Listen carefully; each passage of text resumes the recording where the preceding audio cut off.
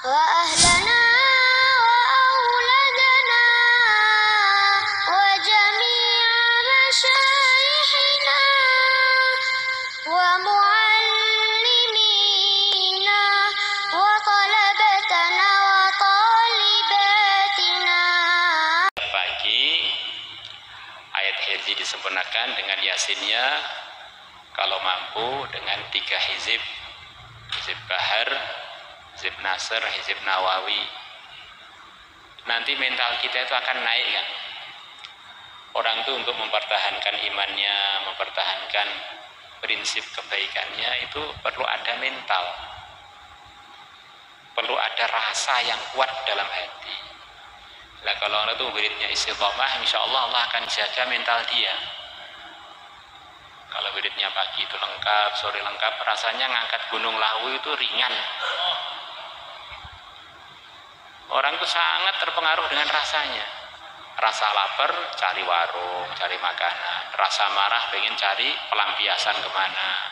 Rasa ngantuk, pengen cari tempat berbaring. Rasa pengen jadi penguasa, nyalek. Jadi Masya Allah, manusia itu sangat dipengaruhi oleh rasanya. Maka kita usaha selalu jaga wirid kita, harapannya rasa-rasa kita ini terbimbing untuk menuju ridhonya Allah. Ayah kami dulu sering cerita, saya ini mondok kurang lebih 20-an tahun. Dari satu guru ke guru yang lain. Di antara guru yang beliau takjubi amalan hariannya, dan itulah yang dipraktekkan di Temboro sampai sekarang, adalah Hadratus Syekh Hasyim As'ari, yang beliau anggap termasuk orang paling banyak jadi asbab munculnya pimpinan-pimpinan kebaikan, pimpinan ahli sunnah dari pengajaran dari lembaga beliau. Di zaman itu mungkin beliau termasuk orang yang langkah pondok kok jaga sholat jamaah itu tidak banyak kan? Mungkin sampai sekarang pun juga belum banyak. Akhirnya Mbah Hasyim itu punya keberkahan khusus yang banyak di tempat lain yang gak ada, karena beliau memperhatikan sholat jamaah yang di tempat lain belum banyak diperhatikan. Maka itulah diantara di samping wirid, apalagi ini mau Isra Mi'raj, di antara ciri khasnya pembelajaran, pengajaran, dan amalan harian Pondok Pesantren Al-Fatah yang kita pernah di sana nggak tahu berapa hari, berapa tahun, itu adalah amalan sholat jamaah. Bagaimana kalau kita teruskan itu? Kita, anak-anak kita, istri kita giatkan juga untuk mementingkan sholat walaupun di rumah. Anak-anak yang masih kecil mulai kita latih dengan sholat. Kesuksesannya orang itu kalau diridhoi Allah, ridhonya Allah dalam ketakwaan. Ketakwaan itu kuncinya dalam memperhatikan sholat. Orang takwa itu kan orang yang terjauh dari kemungkaran dan fahsya. Nah, kalau orang sholatnya beneran, nanti akan terjaga dari itu. Maka harapan kami, semua santri, putra maupun putri, ditingkatkan lagi perhatiannya kepada sholat jamaah, kepada sholat 5 waktu. Insya Allah semuanya tahu, ayah dulu selain sholat 5 waktu rutin sholat sunnah, tidak pulang dari masjid kecuali selepas sholat duha. Semuanya tahu kan? Lepas itu bapak tidur sebentar, kalau waktu saya masih kecil, terus lepas sholat itu terus pergi ke sawah. Kadang-kadang ngajak saya pergi ke sawah, jalan sampai capek, ngitung-ngitung, nggak tahu saya ngitung apa, bicara dengan orang-orang di sawah, ngatur gini ngatur gitu. Mungkin jam 10-an pagi itu pulang ke rumah baru sarapan. Kalau saya pas ada diajak jalan sampai ke pojok sawah dekat kali sana, berjalan kaki. Di Temboro ini keluarga petani asli ya. Makannya nasi ada sambal koreknya, karena sudah lauknya itu lapar, enaknya itu Masya Allah. Jalan dulu, olahraga dulu, terus gitu. Sholat rawatib, wiridan, kemudian malam tahajud. Sholat jamaah kita sudah tahu fadilahnya, tahajud manhatun lil itham. Sholat tahajud itu menyebabkan orang tercegah dari berbuat dosa. Matrodatun lida'i minal jasad, menyebabkan tubuh kita ini jauh dari penyakit. Mardhatun lirrabb, menyebabkan Allah ridho pada kita. Maka bagaimana semua alumni termasuk saya selalu usaha rutin bertahajud. Gak usah banyak-banyak, 11 rakaat aja. 8, kemudian witirnya 3. Gimana? Insyaallah. Kemudian semua kebaikan ini kita sebagai alumni pesantren sumbernya adalah dari wahyu, dari ilmu yang Allah berikan kepada Nabi kita. Maka dalam hadis yang dinukilkan oleh Imam Ghazali, Nabi bersabda, innama bu'ithtu mu'allima. Sesungguhnya aku ini diutus oleh Allah untuk mengajar. Mengajari iman, mengajari amal, mengajari dakwah, mengajari ngaji, mengajari muamalat, muasyarat.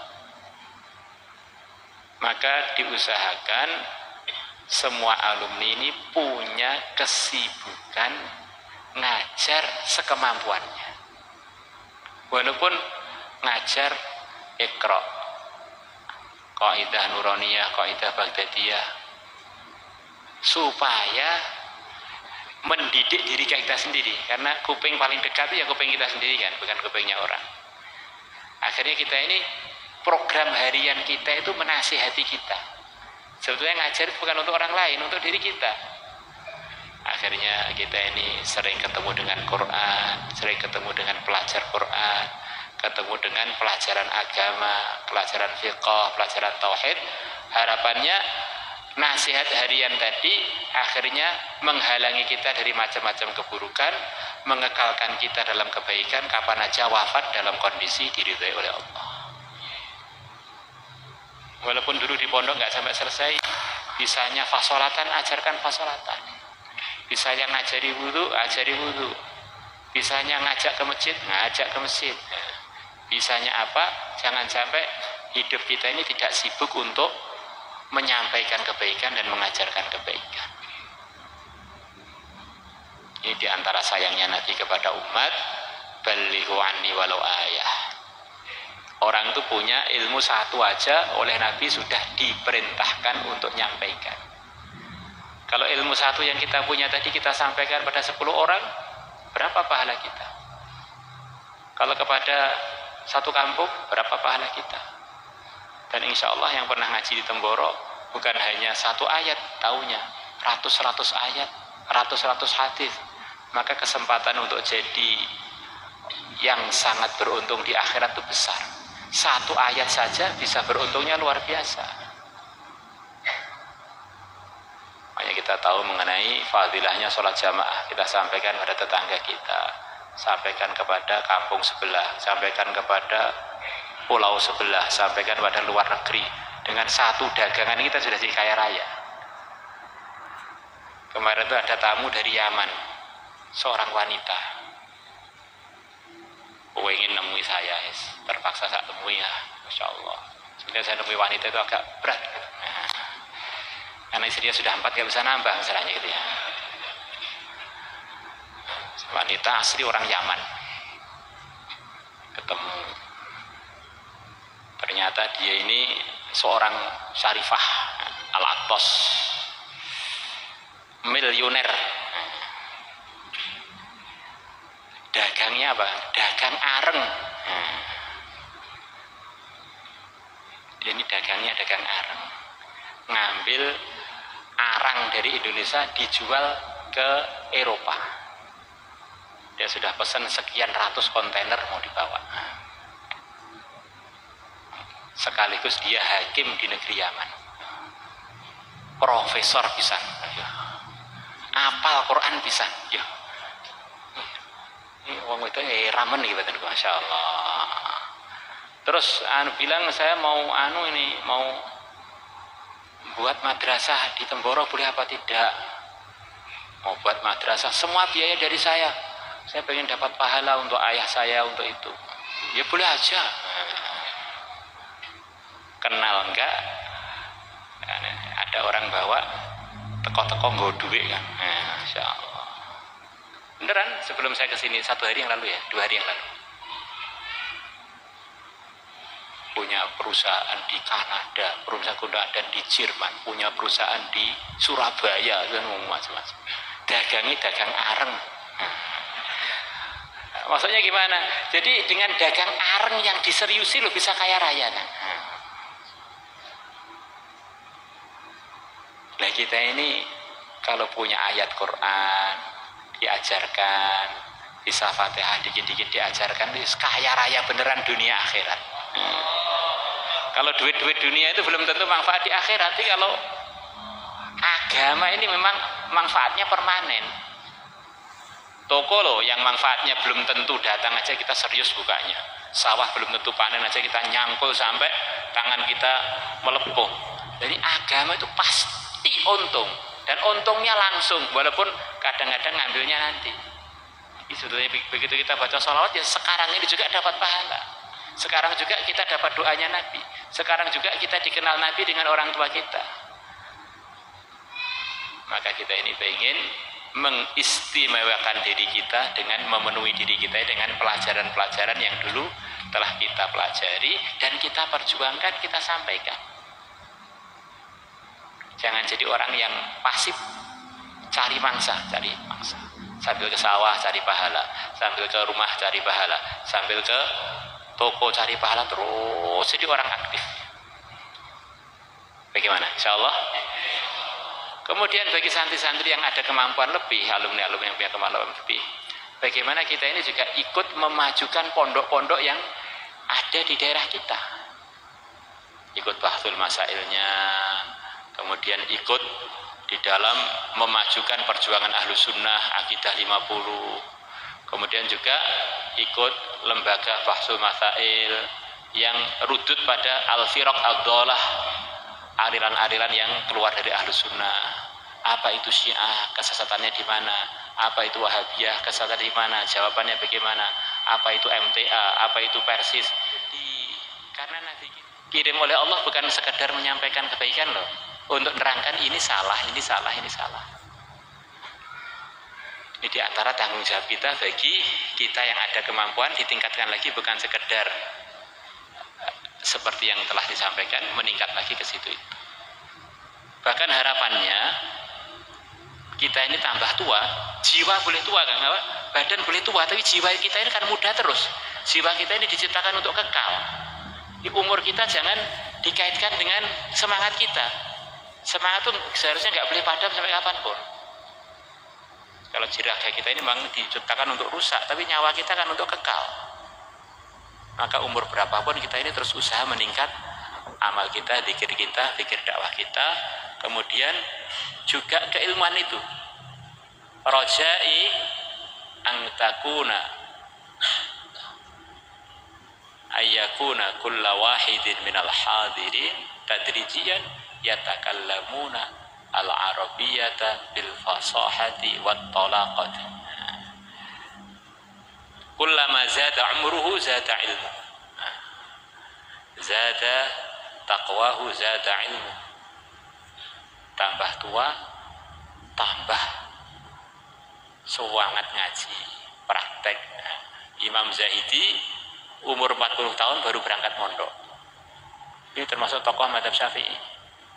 Kemudian mondoknya 40 tahun, pulang mondok umur 80 tahun, ngajarnya 40 tahun, wafat umur 120. Jadi kita ini masih terlalu muda ini sebetulnya. Semangat.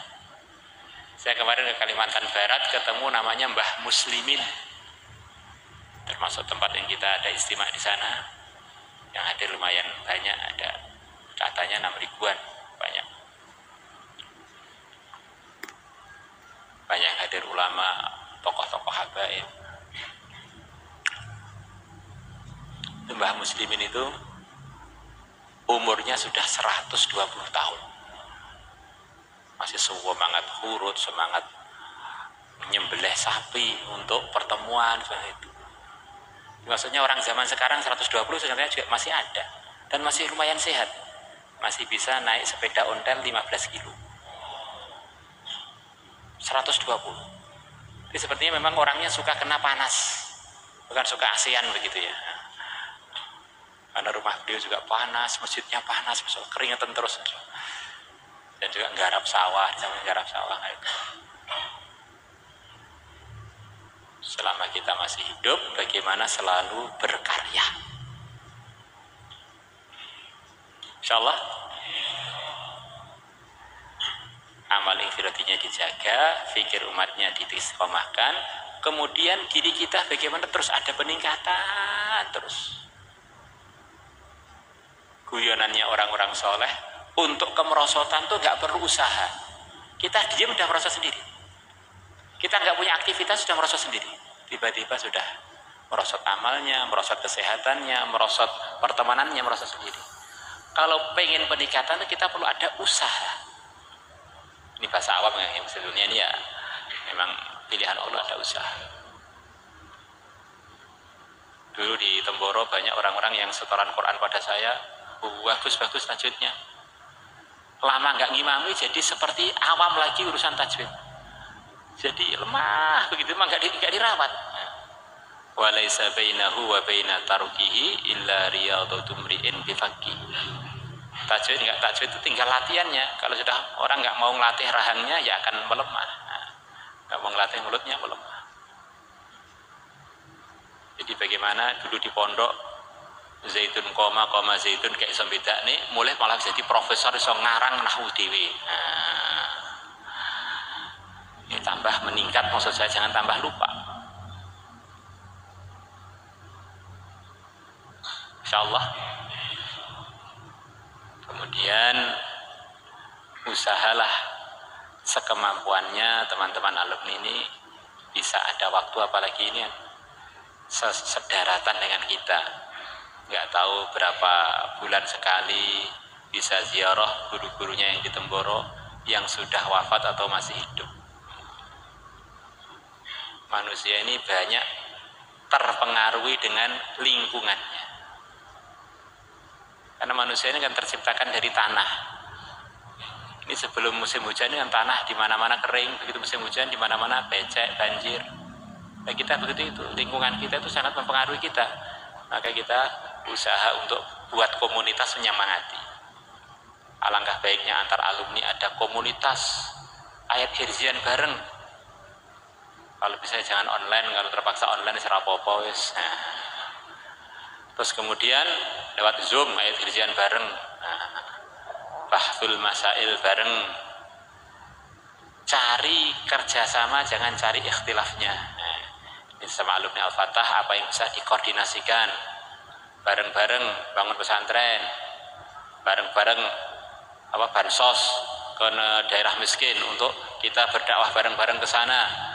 Untuk sunatan massal, untuk kajian Ahlus Sunnah wal Jamaah, untuk apa, terus aktif terus hidup itu begitu. Akhirnya hidup kita ini bermanfaat. Saya ini orang lahir di Temboro, anak juga lahir di Temboro, anak saya hampir semuanya nggak bisa bahasa Jawa karena lingkungannya bahasa Indonesia semua. Ini maksud saya lingkungan itu sangat mempengaruhi pada anak-anak kita. Maka kalau kita tidak buat suasana, nanti kasihan anak-anak kita. Mungkin kita ini dulu pernah ketemu orang soleh, ketemu ini. Kalau kita nggak buat suasana, tiba-tiba rumah kita ini sudah nggak jadi tempat tarbiyah. Anak kita nggak tertarbiyah karena komunitas kita belum kita bentuk. Istilahnya yang dunia ini kuat-kuatan kan. Kalau kita nggak betah kan itu nanti kita kegilas oleh macam-macam keawaman dan macam-macam jauh dari bisa jaga amal. Maka diusahakan semua teman-teman alumni sekemampuannya ada komunitas untuk menjaga iman dan amalnya. Insyaallah ya.